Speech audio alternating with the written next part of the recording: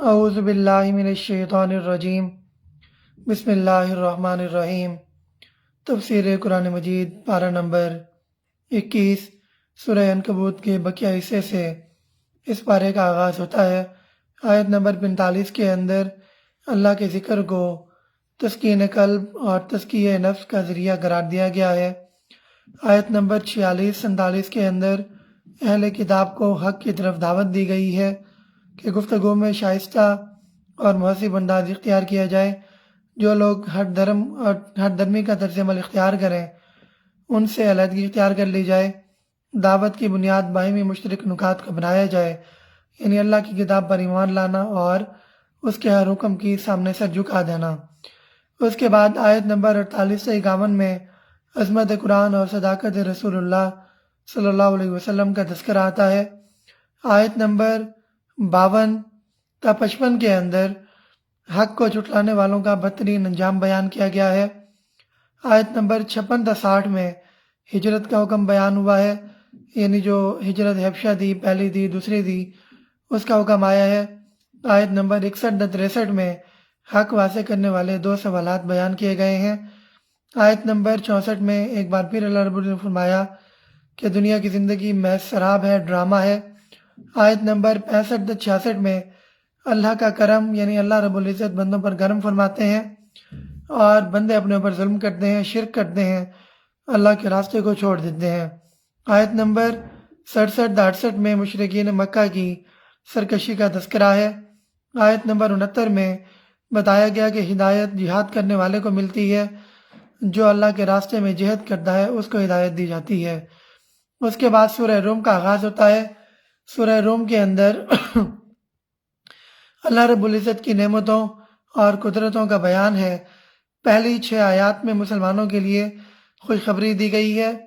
آیت نمبر 7-8 کے اندر آخرت واقع ہونے کے 2 ثبوت بیان کیے گئے۔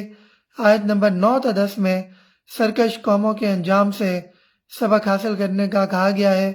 آیت نمبر 11 تا 16 میں احوال آخرت بیان کیا گیا ہے۔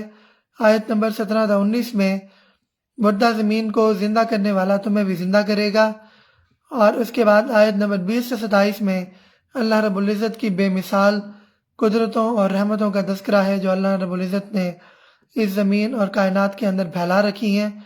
آیت نمبر 28 تا 29 میں شرک کی نفی ایک مثال کے ذریعے کی گئی ہے۔ آیت نمبر 30 تا 32 میں فطرت کی پکار کو اللہ کی مکمل اطاعت قرار دیا گیا ہے۔ آیت نمبر 33 تا 37 میں انسانوں کی اکثریت کا غیر متوازن طرز عمل زندگی وہ بیان کیا گیا ہے۔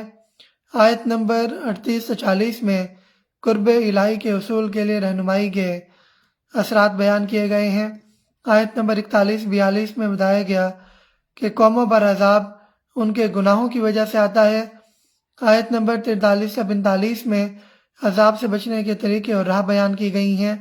آیت نمبر 46-47 میں اللہ کی نعمتوں اور قدرتوں کا بیان کیا گیا ہے کہ بارش ہے، ٹھنڈی ہوائیں ہیں، سمندر ہیں، زمین ہے، ہدایت کے لیے رسولوں کا بھیجنا ہے، اہل ایمان کی مدد ہے۔ آیت نمبر 48 تا 53 میں بارش اور اس کی برکات کا تذکرہ آتا ہے۔ آیت نمبر 54 میں اللہ کی قدرت اور بندے کی بے بسی کا تذکرہ آتا ہے۔ آیت نمبر 55 تا 57 کے اندر روز قیامت مجرموں کی حسرت کا تذکرہ بیان ہوتا ہے۔ آیت نمبر 58 تا 60 کے اندر نبی کریم صلی اللہ علیہ وسلم کی دلجوئی کی گئی ہے۔ یہاں پر اس صورت کا اختتام ہوتا ہے۔ پھر سورہ لقمان ہے جو پر اثر حکمت اور تعلیمات کا خزانہ ہے۔ 34 آیات پر مشتمل یہ چھوٹی صورت ہے۔ پہلی 5 آیات میں بتایا گیا ہے کہ قرآن سے ہدایت کن کو ملتی ہے۔ آیت نمبر 6 تا 9 میں قرآن مجید کے حوالے سے 2 طرز عمل بیان کیے گئے ہیں۔ آیت نمبر 10 تا 11 میں تخلیق باری تعالیٰ کے شاہکار بیان کیے گئے ہیں۔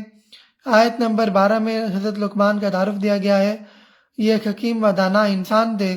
اہل عرب ان کے اقوال کو بڑی اہمیت دیتے تھے اور اپنے کلام میں ان کے اقوال کو بطور سند پیش کرتے تھے۔ اللہ نے حضرت لقمان کو نصیحت کی تھی کہ وہ اللہ کا شکر ادا کریں کیونکہ انہیں حکمت کی صورت میں بہت بڑی دولت دی گئی ہے۔ آیت نمبر 13 کے اندر حضرت لقمان کی اہم ترین نصیحت کا تذکرہ آتا ہے۔ آیت نمبر 14 اور 15 کے اندر والدین کے بارے میں حکیمانہ نصیحت آئی ہے۔ آیت نمبر 16-17 کے اندر 17, 18, 19 میں حضرت لقمان کی حکیمانہ نصیحتیں بیان ہوتی ہیں۔ چند ایک نصیحتیں کیا ہیں کہ نماز قائم کرو، نیکی کا حکم دو، برائی سے روکو، برائی سے روکنے پر جو رد عمل آئے اس کو برداشت کرو، لوگوں کے سامنے بڑائی کا اظہار نہ کرو، تکبر نہ کرو، اکڑ کر نہ چلو، چال میں میانہ روی اختیار کرو، اپنی آواز کو پست رکھو۔ آیت نمبر 20 سے 24 میں اللہ کے احسانات اور بندوں کے 2 کرداروں کا تذکرہ آتا ہے۔ آیت نمبر 25-30 میں عظمت باری تعالیٰ کا بیان ہے۔ آیت نمبر 31-32 میں اللہ کا احسان اور بندوں کی ناشکری کا تذکرہ ہے۔ آیت نمبر 33 میں یوم حساب سے ڈرنے کا حکم دیا گیا ہے۔ آیت نمبر 34 میں بتایا گیا کہ 5 باتوں کا حکم صرف اللہ کو ہے کہ قیامت کب واقع ہوگی، اس کے بعد بارش کب اور کہاں اور کتنی ہوگی، ماں کے پیٹ کے اندر لڑکا ہے یا لڑکی ہے، نیک ہے یا بد ہے یا کیا ہے، کسی انسان کی روز کی سرگرمیاں کیا ہوں گی، آنے والے روز کی سرگرمیاں کیا ہوں گی، اور کسی انسان کی موت کس جگہ واقع ہوگی۔ سورہ سجدہ یہ وہ سورہ ہے جس سے نبی کریم صلی اللہ علیہ وسلم کو بہت زیادہ شغف تھا، اور اس کے اندر 30 آیات موجود ہیں۔ پہلی 3 آیات میں عظمت قرآن مجید کا تذکرہ ہے، 4 تا 9 میں عظمت باری تعالیٰ کا تذکرہ بیان ہوا ہے۔ آیت نمبر 6 تا 9 میں 10 تا 11 میں مشرکین کا تنزیہ اعتراض بیان ہوا ہے، اور اللہ رب العزت نے اس کا انتہائی غضبناک جواب دیا ہے۔ آیت نمبر 12 تا 14 کے اندر مجرموں کا روز قیامت برا انجام بیان کیا ہے۔ آیت نمبر 15 تا 17 میں مومنوں کا طرز عمل اور حسین انجام بیان کیا گیا ہے۔ آیت نمبر 18 تا 20 میں بتایا گیا کہ مومن اور فاسق برابر نہیں ہو سکتے۔ آیت نمبر 21-22 میں بتایا گیا کہ بڑے عذاب سے پہلے چھوٹے عذاب آتے ہیں تاکہ لوگ سمجھ جائیں، حقیقت کی طرف آ جائیں۔ آیت نمبر 23 تا 25 میں بتایا گیا کہ امامت کی سعادت اسے ملتی ہے جو اللہ رب العزت کے سعادت مند ہوتے ہیں، اللہ کے راستے پر عمل کرنے والے ہوتے ہیں۔ آیت نمبر 26 تا 27 میں غور و فکر کی دعوت دی گئی ہے کہ کیا کرو، حق کے راستے کی طرف غور و فکر کرو، اللہ کے راستے کی طرف غور و فکر کرو۔ آیت نمبر 28 تا 30 کے اندر مشرکین کا ایک اور تنزیہ سوال اور اسی پیرائی میں جواب دیا گیا ہے۔ پھر سورہ احزاب شروع ہوتی ہے جس میں اہم معاشرتی احکامات بیان کیے گئے ہیں۔ پہلی 3 آیات کے اندر جلالی اسلوب کے اندر احکام شریعت پر عمل کرنے کا حکم دیا گیا ہے۔ آیت نمبر 4 تا 5 کے اندر 2 سخت احکام شریعت نازل کیے گئے ہیں۔ آیت نمبر 6 میں بتایا گیا کہ نبی صلی اللہ علیہ وسلم مومنوں سے ان کی جانوں سے بڑھ کر ہیں اور ان سے محبت کرو۔ آیت نمبر 7 تا 8 میں انبیاء کرام سے عہد لیا گیا۔ جب انسانوں سے عہد لیا گیا تھا تو انبیاء سے بھی عہد لیا گیا تھا کہ اگر نبی کریم صلی اللہ علیہ وسلم تمہارے سامنے آئے تو تم نے ان کی نبوت کو ماننا ہے، اپنی نبوت چھوڑ دینی ہے۔ آیت نمبر 9 تا 11 میں غزوہ احزاب پر اجمالی تبصرہ آیا ہے۔ آیت نمبر 12 تا 15 میں غزوہ احزاب میں منافقین کے طرز عمل کا بیان آتا ہے۔ آیت نمبر 16 تا 18 میں بتایا گیا کہ کیا محاذ جنگ سے فرار موت سے بچا لے گا، کبھی بھی نہیں۔ آیت نمبر 19 تا 20 میں منافقین کا سبب اور منافقت کا سبب مال اور جان کی محبت بیان کی گئی۔ آیت نمبر 21 میں بتایا گیا کہ نبی کریم صلی اللہ علیہ وسلم بہترین نمونہ ہے، اس کے بعد کسی اور نمونے کی ضرورت نہیں۔ آیت نمبر 22-24 میں بتایا گیا کہ غزوہ احزاب کے موقع پر مومنین کا طرز عمل کیا تھا۔ آیت نمبر 26-27 میں بنو قریظہ کی تباہ کن ذلت آمیز تباہی کا تذکرہ آتا ہے۔ آیت نمبر 28-29 کے اندر نبی کریم صلی اللہ علیہ وسلم کی دنیا سے بیزاری کا بیان ہے۔